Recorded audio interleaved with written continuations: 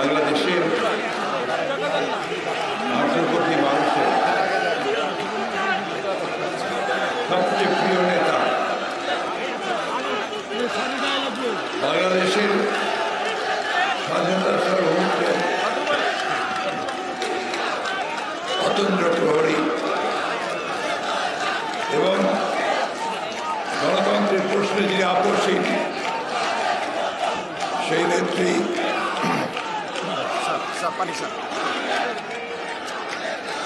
সাবেক প্রধানমন্ত্রী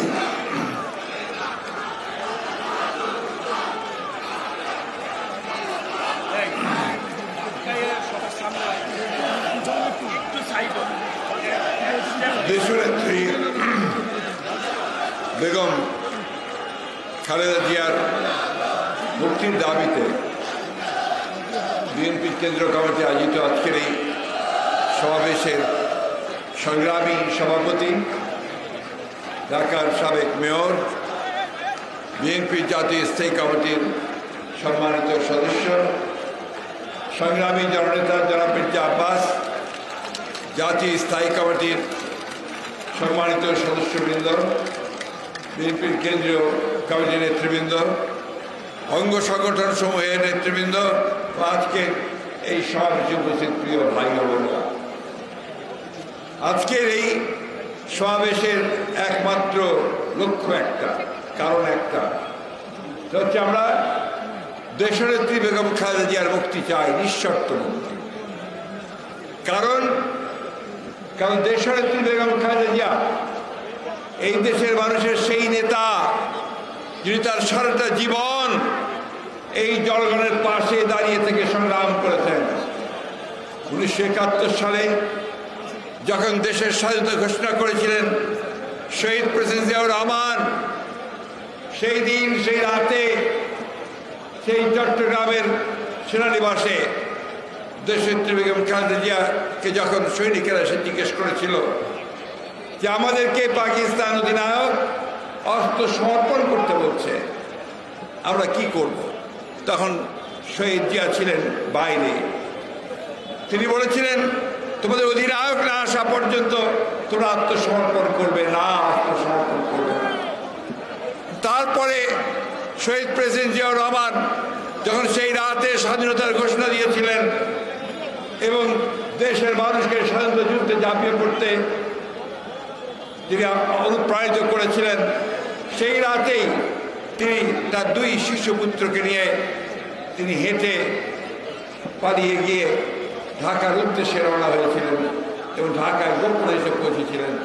তার কয়েকদিন পরেই এই পাকিস্তান সেনাবাহিনী তাকে গ্রেফতার করে পাকিস্তানের সেনানিবাসের কারাগারে তাকে বন্দী করেছিল বন্ধুগণ, এবং স্বাধীনতার পরেই তাকে মুক্ত করা হয়েছিল। সেই জন্য আমি সবসময় বলি যে দেশনেত্রী বেগম খালেদা জিয়া হচ্ছেন এই দেশের প্রথম নারী মুক্তিযোদ্ধা। যে একদিকে শহীদ জিয়া ছিলেন স্বাধীনতার ঘোষক, অন্যদিকে এই নেত্রী তিনি সেদিন সেই যুদ্ধ ঘোষণার সঙ্গে একাত্মতা ঘোষণা করে সন্তানদেরকে নিয়ে যখন গ্রেপ্তার হয়েছিলেন পাকিস্তান কারাগারে, তখন থেকে তিনি মুক্তিযুদ্ধে শরিক হয়েছিলেন। বন্ধুগণ, সেই নেত্রী 1981 সালে শহীদ প্রেসিডেন্ট জিয়াউর রহমান সাহেব যখন শাহাদাত বরণ করেছিলেন, তারপরে তিনি শহীদ জিয়া রেখে যাওয়া সেই জাতীয়তাবাদের পতাকা, স্বাধীনতার পতাকা, গণতন্ত্রের পতাকাকে তিনি তুলে ধরে নিয়েছেন। 9 বছর তিনি সংগ্রাম করেছেন স্বৈরাচারের বিরুদ্ধে এই রাজপথে। এখানে অনেকেই আছেন যারা তার সাথে সেদিন সংগ্রাম করেছেন, লড়াই করেছেন। তিনি সেদিন নিজে পায়ে হেঁটে হেঁটে মিছিলের নেতৃত্ব দিয়েছেন, তাকে গ্রেপ্তার করা হয়েছে, বারবার তাকে নির্যাতিত করা হয়েছে, তিনি কখনোই ছেড়ে দেননি। বন্ধুগণ, তিনি কখনোই আপোষ করেনি, তিনি সেই সংগ্রাম চালিয়েছিলেন। সংগ্রাম করেই ছাত্র নেতাদের সঙ্গে নিয়ে, সেদিন জনগণকে সঙ্গে নিয়ে সেদিন স্বৈরাচারকে পরাজিত করে এই দেশে গণতন্ত্রকে প্রতিষ্ঠা করেছিলেন। বন্ধুগণ, দীর্ঘ আলোচনার সুযোগ নেই, আমি শুধু এইটুকু বলতে চাই যে দেশনেত্রী বেগম খালেদা জিয়া আর এই গণতন্ত্র, এই দুটোকে আলাদা করে দেখার কোনো সুযোগ নেই বাংলাদেশে। বাংলাদেশে গণতন্ত্র মানেই হচ্ছে এখন বর্তমানে দেশনেত্রী বেগম খালেদা জিয়া। বন্ধুগণ, তিনি 1991 সালে যখন তিনি 90 সালে যখন তিনি রাষ্ট্রপতির দায়িত্বে এসেছেন, বিশাল বিপুল ভোটের জয়ের মধ্য দিয়ে প্রধানমন্ত্রী হয়েছেন, তখন তিনি বাংলাদেশের সংসদীয় গণতন্ত্রকে প্রবর্তন করেছেন। তিনি মিডিয়াকে, গণমাধ্যমকে তিনি মুক্ত করেছেন এবং দেশকে অগ্রগতি থেকে এগিয়ে নেওয়ার জন্য বিভিন্ন উন্নয়নমূলক কর্মকাণ্ড গ্রহণ করেছেন। বন্ধুগণ, সেই দেশনেত্রী বেগম খালেদা জিয়াকে অত্যন্ত প্রেস। এই বাবা তুমি আসো, তুই কামিয়ার এত করে বলি, তোমরা শোনো না কেন ভাই? আমাদের বয়স অনেক হয়ে গেছে, আমরা তোমার মতো গলার জোর নাই তো আমাদের। Please listen. আমরা এই গণতন্ত্রের জন্য সংগ্রাম করছি দীর্ঘ 15 বছর। আপনাদের মনে থাকা উচিত যে 2018 সালে যখন দেশের নেত্রীর বিরুদ্ধে একটি সাজানো মামলা তৈরি করে তাকে সাজা দিয়ে দেওয়ার জন্য তারা নিয়ে যায়, সেই 18 সালে ফেব্রুয়ারি মাসের 8 তারিখে, সেদিন আপনারা অনেকেই সেদিন রাস্তায় নেমেছিলেন, আমরাও নেমেছিলাম। তার কয়েকদিন আগে তিনি বিএনপির অ্যানুয়াল জেনারেল মিটিংয়ে মেরিডিয়ান হোটেলে তিনি একটি ভাষণ দিয়েছিলেন। সেই ভাষণে তিনি পরিষ্কার করে বলেছিলেন যে আমি জানি আমাকে আপনাদের থেকে বিচ্ছিন্ন করবার ষড়যন্ত্র চলছে, আমাকে আটক করে রাখা হবে এবং গণতন্ত্র আন্দোলনকে স্তীমিত করে দেওয়া হবে। আপনারা আমার কথা মনে রাখবেন যে আমি আপনাদেরকে সবসময় অনুরোধ করে যাচ্ছি যে আপনারা যে আন্দোলন থেকে পিছিয়ে যাবেন না, আপনারা রাজপথে নেমে আসবেন, আপনাদের গণতন্ত্রের যে অধিকারের যে আন্দোলন, সেই আন্দোলনকে আপনারা অব্যাহত রাখবেন। বন্ধুগণ, সেই আন্দোলন এখনো চলছে। এই আন্দোলনের জন্য আপনারা অনেকে অনেক ত্যাগ স্বীকার করেছেন। আমাদের 60 লক্ষ মানুষের বিরুদ্ধে মিথ্যা মামলা দেওয়া হয়েছে, আমাদের 700-র বেশি মানুষকে গুম করে ফেলা হয়েছে, আমাদের প্রায় কয়েক হাজার মানুষকে হত্যা করা হয়েছে, এক্সট্রা জুডিশিয়াল কিলিং করা হয়েছে। আজকে প্রায় 4000 আমাদের নেতা কর্মীদেরকে মিথ্যা মামলায় সাজা দেওয়া হয়েছে।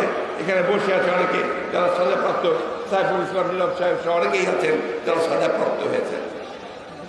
আজকে আমাদের ইশরাক, ইঞ্জিনিয়ার ইশরাক এখন পর্যন্ত কারাগারে আটক হয়ে আছে।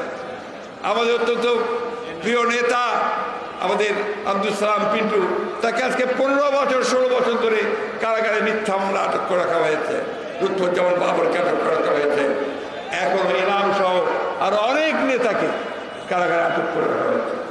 উদ্দেশ্য একটাই বন্ধুগণ, উদ্দেশ্য হচ্ছে যে বাংলাদেশের গণতান্ত্রিককামী মানুষ, গণতান্ত্রিককামী তরুণ যুবক, তাদেরকে গ্রেফতার করে আটক করে তাদেরকে নির্যাতন করে গুম করে দিয়ে এই দেশে গণতন্ত্রকে চিরদিনের জন্য নির্বাসিত করা, এবং করেছেও তারা তাই। আজকে দেখুন কি গোটা দেশের দিকে তাকিয়ে দেখুন, 3টা নির্বাচন হয়ে গেছে। প্রত্যেকটি নির্বাচনেই তারা তাদের দলকে ক্ষমতা নিয়ে আসার জন্য অনেক কৌশল করেছে। নির্বাচনী ব্যবস্থাকে ধ্বংস করে দিয়ে তারা একদলীয় একতরফা নির্বাচন করার ব্যবস্থা করেছে। প্রথমে করেছে ভোটারহীন 154 জনকে আপনার নির্বাচিত ঘোষণা করে দিয়ে একটা পার্লামেন্ট গঠন করেছে। 18তে তারা নির্বাচনের আগের রাত্রে সমস্ত কেন্দ্রগুলো দখল করে নিয়ে তারা ভোট দিয়ে সেদিন আবার সরকার গঠন করেছে। আর এইবার তারা 24 তারিখে আমরা নির্বাচন বর্জন করেছি। তারা যখন কোনো প্রার্থী পায় না, তা নিজেদের মধ্যে প্রার্থী সৃষ্টি করে তারা দামি ইলেকশন করেছে।